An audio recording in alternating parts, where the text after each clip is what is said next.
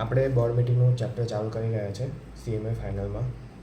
એમાં section 173 subsection 2 section 173 subsection 2 આપણે એમ બ્રીફમાં વાત કરીએ ને તો એવું કહે છે તમે બોર્ડ મીટિંગ છે ને ઓનલાઈન કરી શકો છો ને કોઈ પણ ડાયરેક્ટર્સ હોય તો બોર્ડ મીટિંગને ઓનલાઈન અટેન્ડ કરી શકે છે, એના ઉપર રિવ્યૂ આપી શકે છે અને જે પણ ડિસિઝન લેવાય બોર્ડ દ્વારા તેનામાં વોટિંગ પણ કરી શકે છે, એનું સજેશન પણ આપી શકે છે. ઠીક છે, સિમ્પલ છે, કંઈ બહુ છે નહીં. જો બોર્ડ મિટિંગ 3 રીતે થાય, ચાલુ કરી રહ્યા છે આપણે.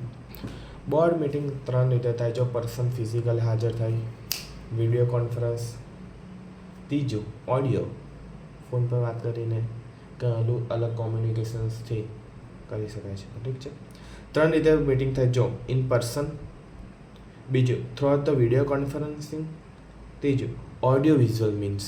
3 રીતે મિટિંગ થશે.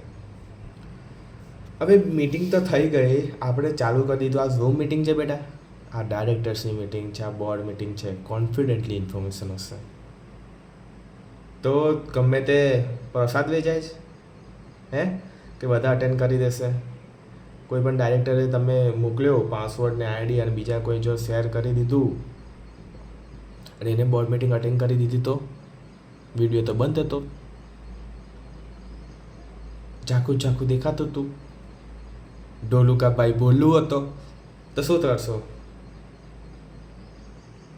કંપની છે ભાઈ, મસ્તી નથી. આ ફાઇનાન્શિયલ સ્ટેટમેન્ટ આમાં ડિસ્કસ થાય ઓડિયો ને વિડીયોથી. એટલે ગવર્મેન્ટે જો શું કીધું છે, જો બીજો પોઈન્ટ, 2 પોઈન્ટ, કેપેબલ તો recording and recognise participation of the directors. એટલે જે તે મિટિંગ થાય છે એને પ્રોપર રેકોર્ડ કરો, જે તે ડાયરેક્ટર છે એને રેકગ્નાઇઝ કરી શકે એવી. કે તમે ઝૂમ મિટિંગ પર તમે નોર્મલ મિટિંગ રાખી દો, નહીં ચાલે. હા, મેં બોલું બેઠો, ઢોલું બેઠો કે એનો પપ્પા ગોલું બેઠો છે એ ખબર પડવી જોઈએ.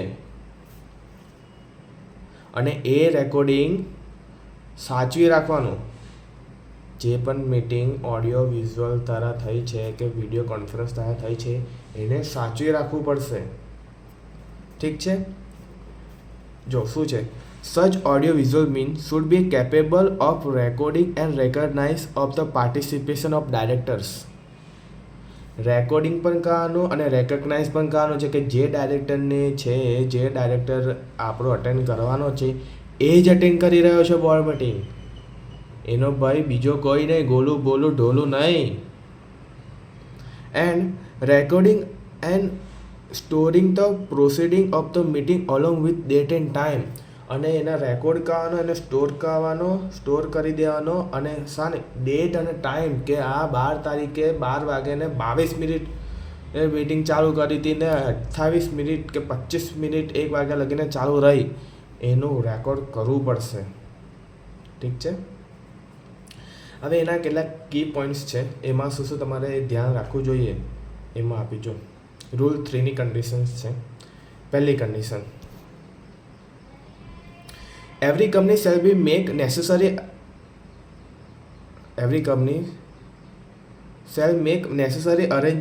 arrangement of avoid failure of video and audio conference connection.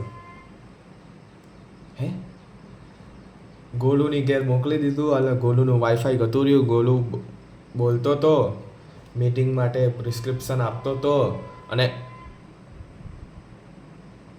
ચોંટી ગયું તો મજાક નથી ચાલતો બેટા.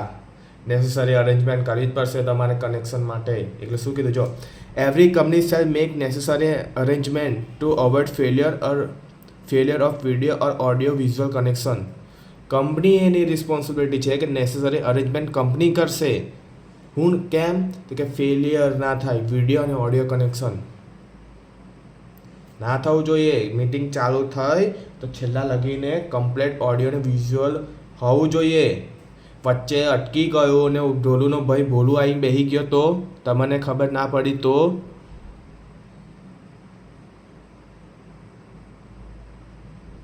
નહીં ચાલે. બીજો point, to safeguard the integrity of the meeting, ensuring the sufficient security and identification procedure. Sufficient security and identification procedures. આન પર બુક માર્ક કરજ બેટા. સિક્યુરિટી હોવું જોઈએ. આજે બોર્ડ તમે ઝૂમ પર મીટિંગ કરતા હોય અને ઇનડાયરેક્ટલી કોઈ પાસવર્ડ ક્રેક કરીને, આજે રિલાયન્સની મિટિંગ ચાલતી હોય ઝૂમ પર, કોઈ પાસવર્ડ ક્રેક કરીને કે વાયરસ એનું મેન્યુપ્યુલેટ કરીને તમારી સાંભળી લે, ફાઇનાન્શિયલ સ્ટેટમેન્ટનું કોઈ ચાલતું હોય કે કોઈ મિટિંગ કરતા હોય કે કોઈ ટેન્ડર લેવાનું હોય, ટેન્ડર આપવાનું હોય, સાંભળી ગયું તો મેન્યુપ્યુલેટ કરી શકે છે શેરને. ગવર્મેન્ટ આ વાતમાં બહુ સ્ટ્રિક્ટ છે, નહીં ચલવે. શું કીધું છે જો, sufficient security and identification procedure. તમારે સફિશિયન્ટ સિક્યુરિટી અને આઈડેન્ટિફિકેશન પ્રોસિજર રાખવું જ પડશે.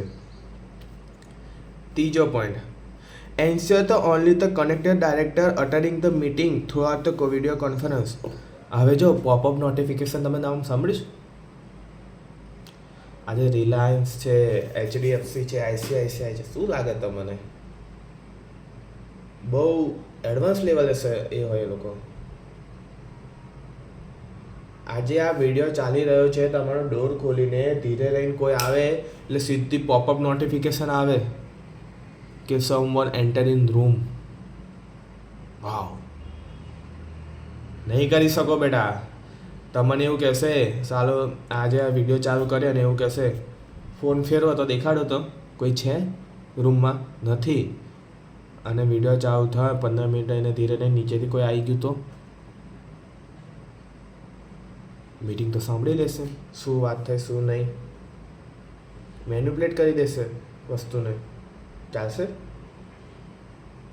નહીં ચાલે.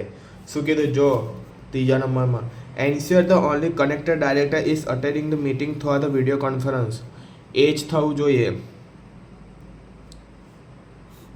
એ જ ડાયરેક્ટરે અટેન્ડ કરેલી હોવી જોઈએ. ચોથો,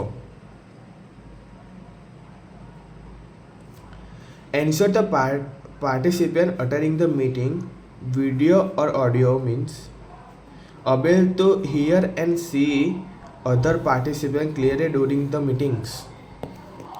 આજે મેં આપતો હોય એના સિવાય બીજા 10 ડાયરેક્ટર્સ છે, એ મને ક્લિયરી સાંભળી શકે, ક્લિયરી જોઈ શકે, અને મેં જે કોઈ આપતો હોય, ક્વેશ્ચન પૂછતો હોય કે કોઈ જો સજેશન લેતો હોય તો એ ક્લિયરલી આપી શકે અને મને સંભળાઈ શકે.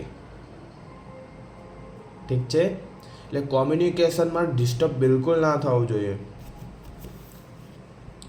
અને જો આ જે થયું, મતલબ જો પાંચમો પોઈન્ટ શું કહે, જો તો record proceeding and prepare the minutes of the meeting.